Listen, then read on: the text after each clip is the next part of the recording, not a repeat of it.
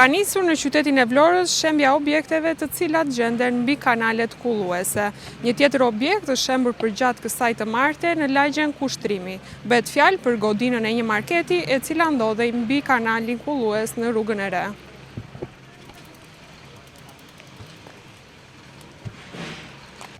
Inspektoriati i Mbrojtjes së Territorit në bashkëpunim me strukturat e pushtetit vendor ka vijuar aksionin për lirimin e kanaleve kulluese nga ndërtimet që pengojnë funksionimin e tyre. Gjatë kësaj të marte, hadromat kanë ndërhyrë në lagjen Kushtrimi, ku po shembet një tjetër objekt i ngritur mbi kanalin kullues së zonës. Bëhet fjalë për një objekt të tipit market, i cili sipas autoriteteve nuk disponon dokumentacion të rregull pronësie. Shembja e tij synon të hapë rrugë rihabilitimit të kanalit kullues dhe rikthimit të funksionit të plotë të tij, me qëllim përmirësimin e sistemit të kullimit në këtë zonë të qytetit. Ky nuk është rasti i parë. Prej nisjes së projektit janë shembur edhe objekte të tjera të ndërtuara mbi të njëjtin kanal përgjatë gjithë gjatësisë së tij, nga zona kodrinore mbi spitalin rajonal e deri në derdhje në hidrovor. Sipas institucioneve, këto ndërhyrje janë të domosdoshme për të eliminuar pengesat që ndër vite kanë kufizuar rrjedhën normale të ujrave. Aksioni është pjesë e një projekti më të gjerë për pastrimin, sistemimin dhe rehabilitimin e kanaleve kulluese në qytet. Ky investim synon të reduktojë rrezikun e përmbytjeve, një problem i përsëritur ndër vite në Vlorë, veçanërisht gjatë rreshjeve intensive, duke rritur sigurinë për banorët dhe duke përmirësuar infrastrukturën e kullimit.